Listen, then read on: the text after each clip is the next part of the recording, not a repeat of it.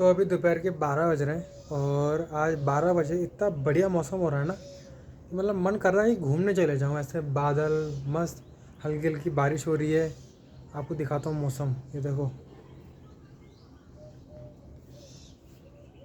कितना मस्त मौसम हो रखा है।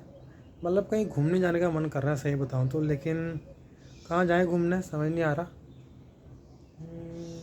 क्योंकि बारिश है, कहीं भीग जाएंगे उससे बेटर है घर में इस मौसम को एंजॉय करते हैं, है ना। यही कर सकते हैं।